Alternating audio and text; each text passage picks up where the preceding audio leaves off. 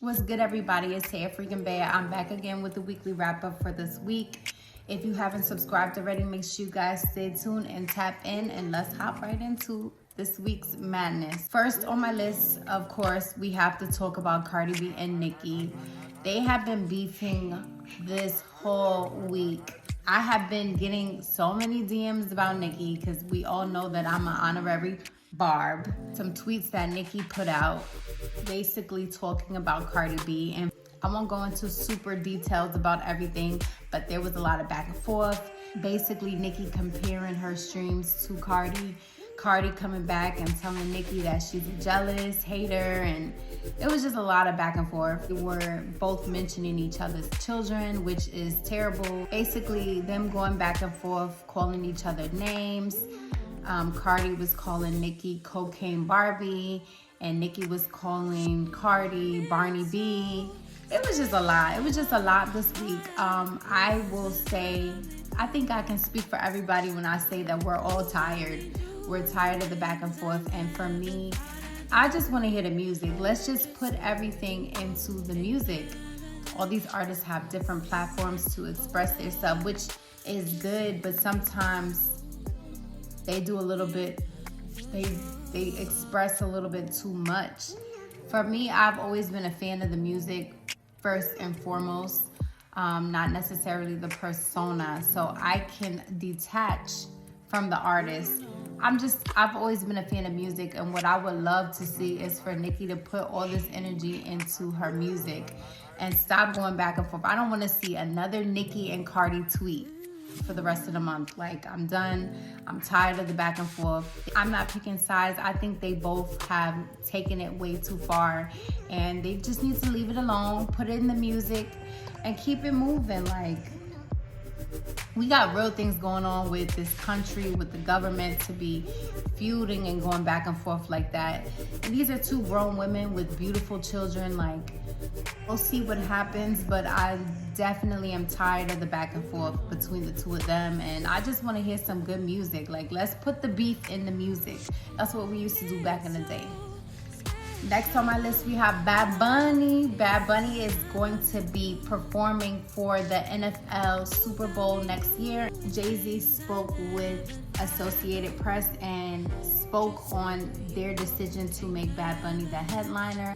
Jay-Z said that he loves what Bad Bunny is doing and how he is representing his country, Puerto Rico, and that it would be an honor to have him on stage for the Super Bowl halftime performance. There's been a lot of mixed comments about Bad Bunny being the performer. A lot of people are trying to understand why they would pick him, because the majority of his album is in Spanish. But I feel like he was chosen because of the political climate that we're in today in America. And I'm excited to see what he comes up with, because I'm pretty sure he's gonna have a statement. I really think that this is gonna be super political. You know, Bad Bunny was just in the news about him not having any US tour dates for his concert. He chose not to have any tour dates in the United States due to the immigration issue that we're having, the issues that we're having with ICE. I don't know, I'm super excited for this. I think it's gonna be a political performance, and I love that. I think that this country needs that right now. Shout out to Bad Bunny though. Erykah Badu and The Alchemist, two legendary artists. Earlier this year, they announced that they had a project in the works, and well, the track list was released this week. It's not confirmed if the track list is actually accurate. The album is supposed to be called A.B. and Allen. I hope I'm pronouncing that correctly. The two teased a single, Next to You. The list had 13 tracks on it.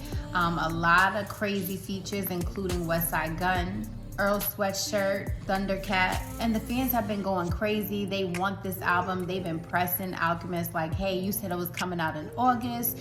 And, you know, Alchemist basically been telling everybody, you know, I never said when it's coming out. So this is a highly anticipated album. And yeah, we'll see when that comes out. And I'm sure it's going to be fire. This week, there was a video that was circulating the internet. Boxer Terence Crawford was pulled over in a controversial traffic stop back in Omaha, Nebraska. Crawford was pulled over early that Sunday. He was pulled over due to reckless driving. The video that circulated, you can see the Omaha police officer pointing a gun at Crawford and asking him to get out of the vehicle. There's an internal police investigation going on after the video has been circulating. There was a gun in the vehicle legally because I believe that Terence Crawford security was in the vehicle with him. The video came from inside Crawford's vehicle. There's no body cams that was released from the police.